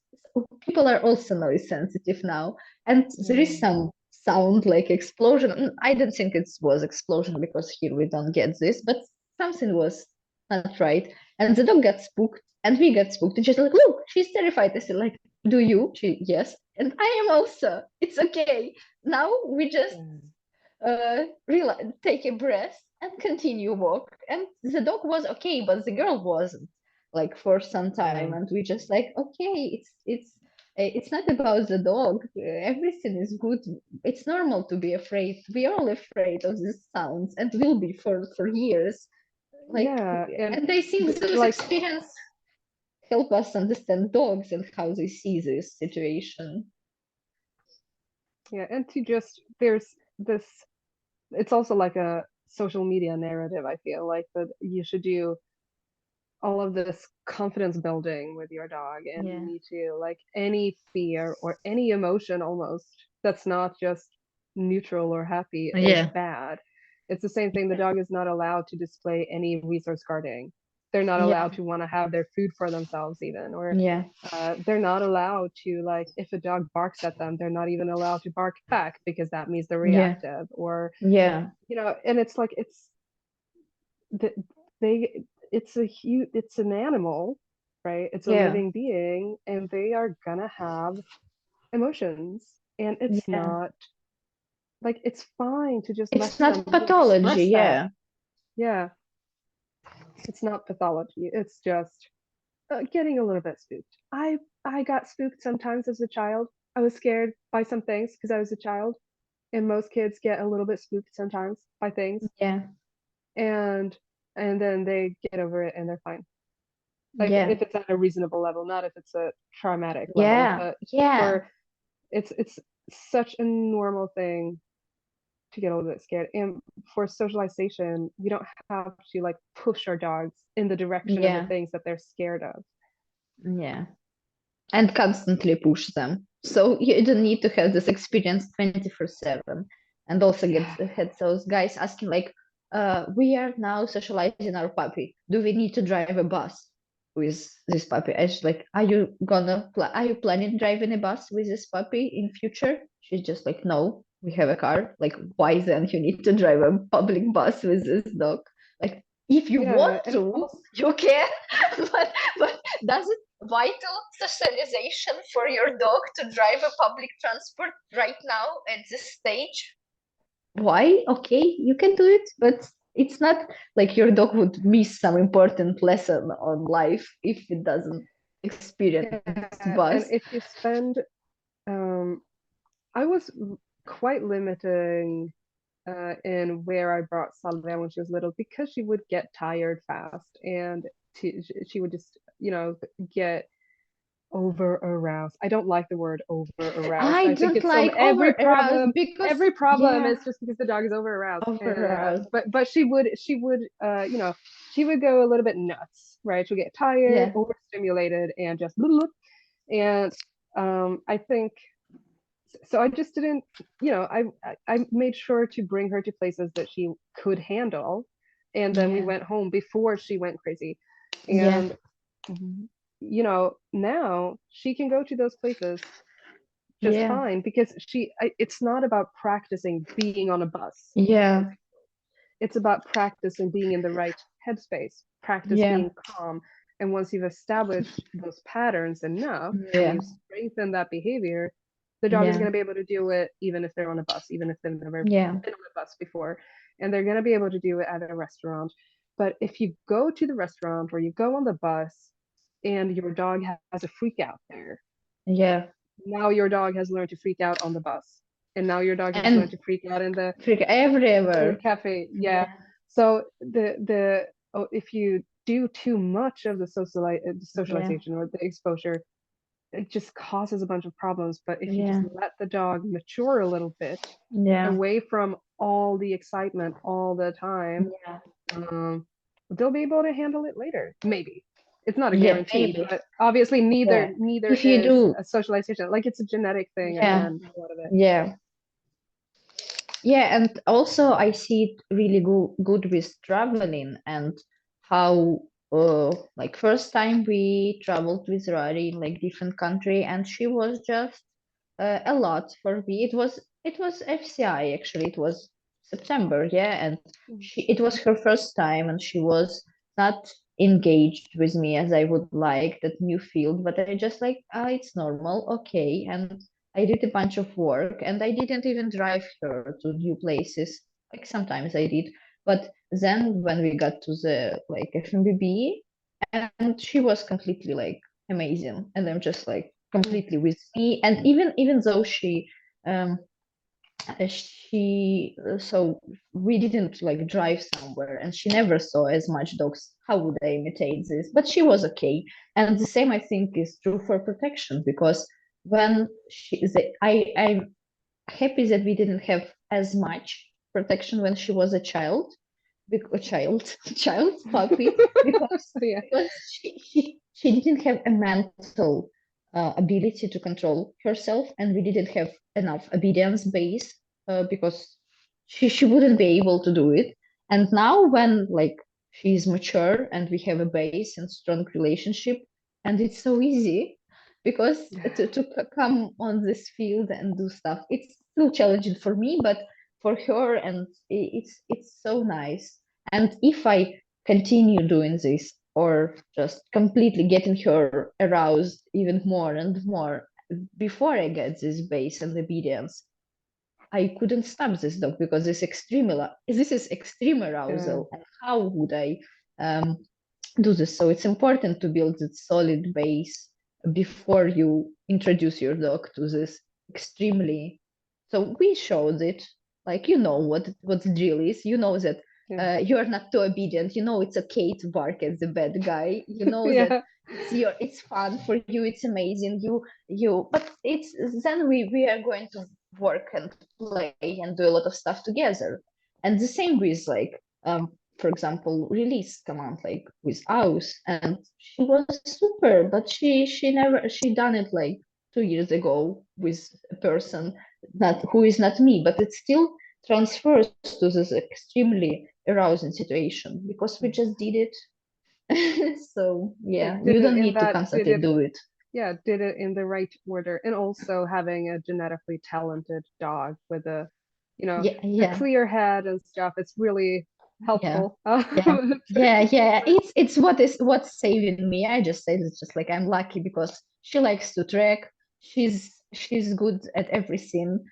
So she's Yeah. just pulling me up. I need to do something to show it. How I keep amazing saying my she. dog makes me look so good. I didn't deserve how good she is because, like, after owning bullies, it was like Yeah, pulling teeth to get them to do yeah, stuff, right? You had to work so yeah, hard on building that motivation because it didn't have that innate yeah, desire to work or to yeah, please or to to do stuff basically. yeah, And with her, she's like born to do this. It's like what yeah, it's the purpose of her existence. She loves yeah. it more than anything. So it's like cheating. Yeah, it's definitely like cheating. Like when I try to work with mice after Rari, I'm just waiting. I'm just like, it's so hard to motivate you, because now she's so much better. She's motivated. She would work for kibble, but before that she would just take one piece and just like uh and now she's just like doing this all fun stuff. But I'm still, oh, it's so hard. Rari just goes and does it. So Yeah. if I had this motivated dog from the beginning, I would be so much worse. Yeah. Ooh, I that's don't like need such to a know people are always, anything. oh, but can you do it with a Malinois? And all they've ever trained is high drive dogs. And they're like Yeah, trainers giving out advice to people how to train their Rottweilers or something. And it's yeah, like yeah, you are in no position to like yeah, yeah, you do not know what you're talking about. It's like sit down. yeah. Um, Hard dogs who are like have no motivation, no desire to work with, and I don't even consider Master hard, but she's so much more difficult than Rari, because she doesn't want to do anything with you. She just like, maybe I will eat, but no, go away, yeah. please. I like to rolling around in the mud. That's Yeah. basically it. Yes. So Yeah, it's different. It's yeah, because when you don't have to worry about motivation as much, that is yeah, such a huge part of training that you don't have to worry about. If they come with motivation and they come with excitement. Uh, but to produce motivation reliably is such a huge topic and a huge thing. yeah, And if you haven't had to do that with your own dog, uh, chances are maybe you and like because you get so spoiled. I am super Yeah, spoiled with Salvia. I'm like, I've already forgotten everything about owning. Like my bully mixes. I'm like, yeah. no, I don't know. Yeah, like with Marcia, it took us like I think 3 months just to get her to take a dumbbell, not to do, Mm. just to take. And Rari was Oh my born. God. Like that's how I picked Yeah. Rari. Rari just was born, and as soon as she started walking, she picked up smallest, tiniest, like metal dumbbell and carried it. I'm just like, this is mine. This one is mine. I spent 6 months training Masha just to take something in her mouth and hold it for a second. Not like this one would be mine. She would do it. She was Yeah. born with it, and then it's all pressure on me because then I could give my excuses, myself excuses. Oh, my son doesn't want to do it. But then when you see your extremely awesome Malinois doing the same mistakes that your motivated rescue, you're just like, oh, find the bullshit. I'm the shit. It's me. It's so Hi, I'm the yeah, problem. yeah, yeah. So it's um, yeah, but those dogs are spoiling you so much. I think it's hard yeah, to do this stuff that we talked, like living life with them and this micromanaging stuff and reinforcing yeah, good behaviors and not letting them to have those bad experiences. And it's really hard. Like for example, Rari never chased a cat in her life, and I'm proud of this, but it was yeah, extreme amount of management from my side because I know if she would, I would have a huge problem with this yeah. chasing It, behavior. it, you know, the training is the easy part, and life is the hard part. Life is the Um, hard, yeah. yeah, But without good life and good relationships, your training would be shit. Because why would yeah, the dog listen to you and want to be with you if it doesn't want to be with you when there's cat present or something else? Like yeah. so, or you constantly need to Uh, fight with them. yeah, the battles that like we can just avoid. Honestly, people are, oh, you're just avoiding the problem. Yeah, I don't Yeah, want problems. Of course, I'm avoiding the problem. Why is that a bad yeah, thing? yeah. It's Maybe it's we don't it's have really to. nice. Yeah. It's really nice talking to people who get it. So we need to create like mental support of like high drive dogs. But I think the problem with them is to be clear. And I think a lot of people who just use a lot of negative punishment or just punishment and just no, don't do this. No, no, no. They so easy to get this dog overly excited and it really wants to understand you and really wants to do, but you could have so much better results if you told this dog what you want to do. What not Yeah. just no and keep it constantly guessing. What do you Yeah. want from me? Yeah. I think it's not fair on them. Like imagine wanting something so much and all you want to do is to do the right thing and you're like all you get is no, no, no. It's like Yeah, frustrating and discouraging. And I feel like especially not all of the time, but many of the dogs that I see that vocalize a lot during training, it comes yeah, it comes back to that issue. Like at yeah, some point, not maybe they're clear now, but yeah, at some point there was some experience for the yeah, dog that involved a lot of frustration, and it got yeah, associated with the training field or the training yeah, context, or it got associated with a toy. And yeah, now it's the dog's like all the time, yeah, or yeah, they're yeah, barking. yeah, and definitely here is the same thing. Like genetic loads the gun and environment pulls the trigger. And Yeah, definitely. with these dogs, you definitely need to be really aware not to get them frustrated and be clear because if they do mistakes twice in a row, it's probably you. and Mhm. it's probably you. And if it happens third time, maybe some bullshit garbage behavior will appear that you will have a lot of problems Yeah, getting and rid of it. vocalization is so hard to get rid of too. If it's Yeah, once it's there, it's like you almost have to start from the beginning and try to yeah, keep it without the noise. Um, because yeah. It's like if it's attached already, it can be sticky. Yeah, and a training would be like walking on the eggshells, because even if you do it, it's then once and it's back and you're just like, oh no. So, but I think some people are more lucky with this, because I don't think I'm really clear and good, but Rari was forgiving, extremely forgiving Yeah. for this. Uh, so I guess we should Salvia. stop. Yeah, we should or probably. or We've been talking for 2 hours. yeah, yeah, but can you tell something about Salvia so we can finish on something nice, not my rambling? Mm, maybe on like to wrap things up neatly about Yeah, the taking the food away and talking yeah, about kids and all of this stuff. yeah, yeah. Um, Yesterday I took her to kids club um, Mhm. at our local dog club. Every other Sunday, a bunch of kids show up. Some of them have dogs, and some of them just like dogs, right? Yeah. And if they don't have a dog, they can borrow a dog. And we got kind of recruited because she is, social and stable. She's a little bit of a mess, like she's intense Mm-hmm. and, you know, Mm-hmm. but she's sweet and social, and she's not going to get Mm-hmm. scared if a kid, Yeah, makes a that's noise or something. does something Okay. unpredictable. So she's going to be fine.